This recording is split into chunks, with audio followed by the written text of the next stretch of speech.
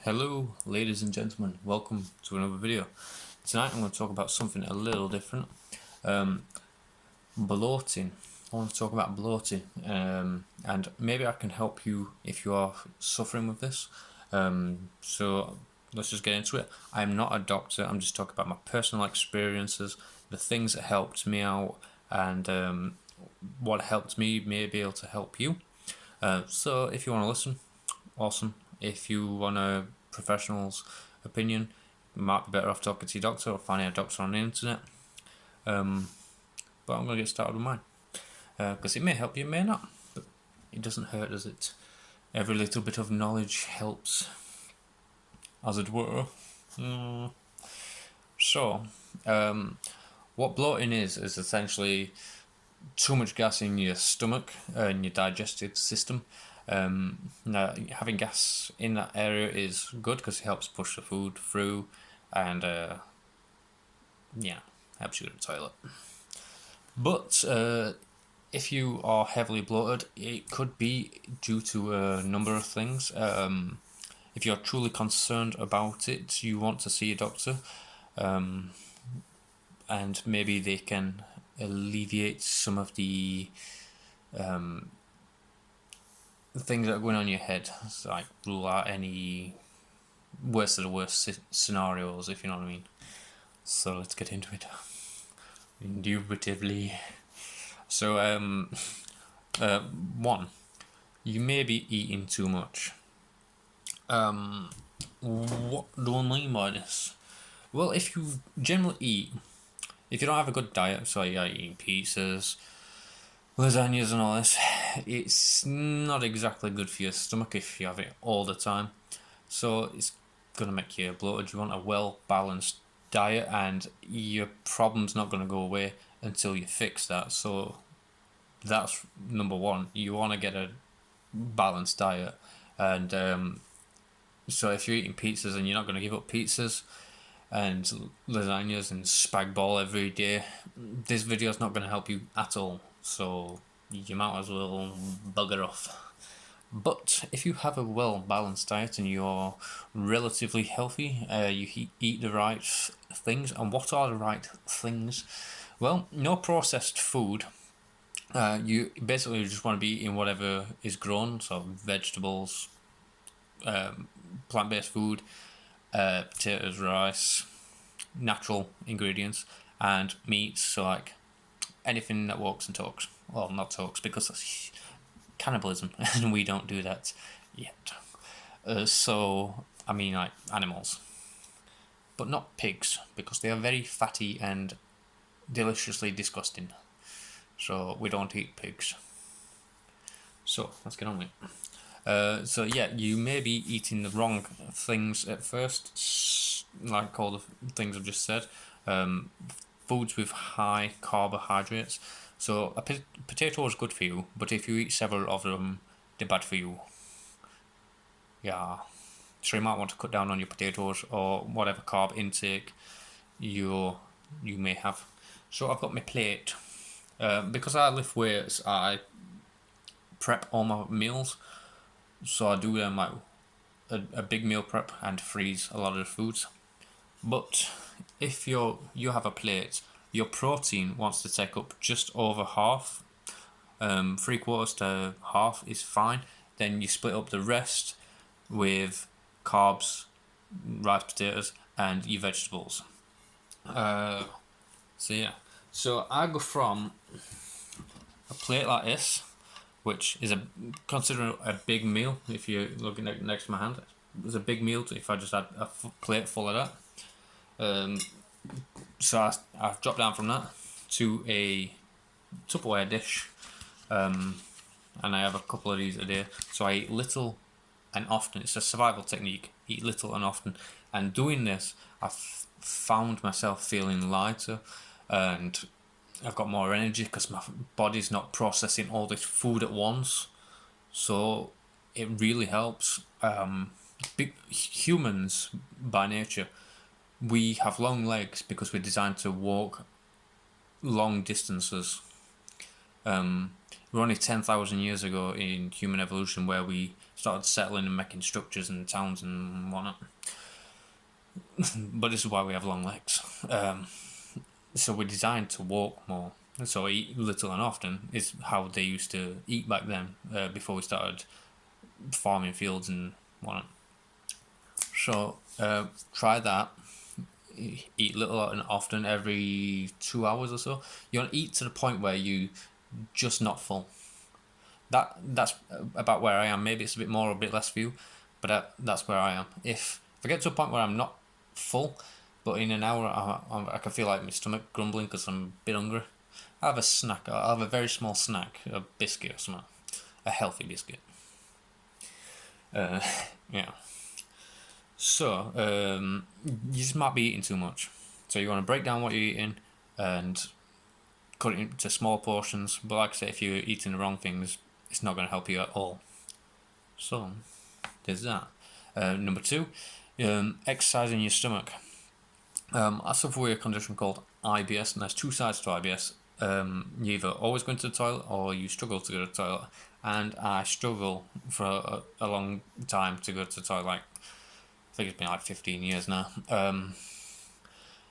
I never had any education in school over nutrition, so I didn't know what I was supposed to be eating. Talked to my doctors about it. All they wanted to do was give me laxatives, basically. But I don't like taking tablets. I don't think tablets are the solution to everything. I like natural remedies when I can get them, or what I should be doing naturally. And I think this is why a lot of people do suffer with IBS, because they have no nutritional education in schools. We got taught how to make pizzas and whatnot, but they never taught us the nutritional value of the food that went into them. And I think that is more important than making the pizza or whatever you're making in school. So, yeah. So you want step one, you want to break down what you're eating. Make sure you're eating the right foods. Eat little and often. Number two, you want to exercise your stomach daily. Don't do sit-ups. Sit-ups suck. Leg raises I would highly recommend. So you hang from something and raise your legs. You can do this on a flat bench, but I think it's more effective doing leg raises where you're hanging. So try that, and maybe it will help you. Number three is you're eating too fast, you're drinking too fast, and you're swallowing air as you do it because you're wolfing it all down, and you're taking all this air in, which makes your stomach bloat. I noticed this about 6 months ago when I were having a coffee. With coffee, I can drink it when I put hot water into it. I can drink it near enough straight away. Most people can, but I can't do it with tea for whatever reason. I've got to wait for tea to cool down. But I just noticed that when I were drinking my coffee, I was taking in a lot of air. So now I wait for my coffee to go cold, well, cooler, and then I drink it. So I have a exhale a lot of air, then drink my coffee. And it actually does help me. So yeah, I hope that will make you think next time you have a coffee, like, oh, am I inhaling a lot of air while I'm doing this? Pop soda is super bad for you because it's full of bubbles, which is going to go where in your stomach? It's going to make you bloated. So cut that shit out because it's bad for you anyway. All that sugar don't leave your stomach, leave your body. So we eat too fast. You might have IBS. You want to get it checked out with your doctors. Doctors, in my personal opinion, it varies from doctor to doctor, but in my opinion, they're very quick to diagnose everyone with IBS.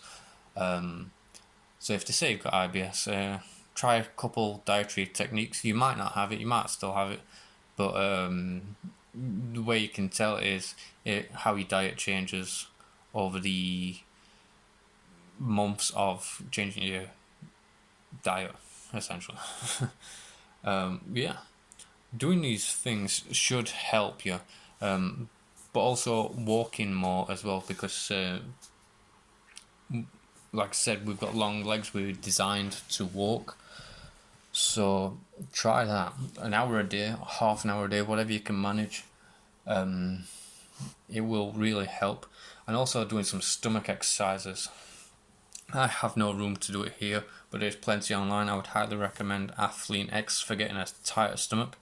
It'll tell you the video you want to see. I can't remember what it's called, but it talks about you have like a belt around your lower abdomen, and you hold in your stomach. Once you've found the video, you'll understand. Very useful. And building your muscle on your stomach, because we've all got the muscle. You don't have to have it protruding, like high definition, for it to be working. It will work with a little bit of exercise. You don't have to overdo it and become muscular. So doing certain exercises will help. Don't do sit-ups. Sit-ups suck. I've just said that. Leg raises, skipping rope. Skipping rope is one of the best cardio exercises you can do. Highly recommend that. Body squats, just using your body weight. Anyone can do it. Might be a bit awkward if you got one leg, you'll fall over. So there's plenty of things. Just try. If something fails, try something else. What I would say as well is when you wake up in the morning, you're probably not going to be bloated. And as the day goes on, you'll think, oh, I'm getting more and more bloated. Well, from the time you first notice it, you think to yourself, what have I had since I've woke up that's done this to me? It might just be coffee. Things affect people in different ways. So you think, oh, coffee's making me bloated, right? Cut out coffee. Well, you might say to yourself, well, I need coffee, I've got IBS or something else with digestion. Well, what else have I had? You just got to figure it out doing that. Like coffee sometimes makes me bloated, but it helps with my IBS. So I've got to be aware when I drink it not to suck in the air. It can just be something that simple. Hopefully this video helped and shined a light. Hopefully. It helped me doing these things. And like I said, I looked near pregnant for about 2 years and I stopped doing it, all sorts of exercises. All these things on their own may not work, but doing them together, like the stomach exercises, the dietary changes, it may help you. It may not. I hope it does help because it's very uncomfortable. I've been there, and I hope it helps because it can be a pain in the backside and a pain in the belly. Peace.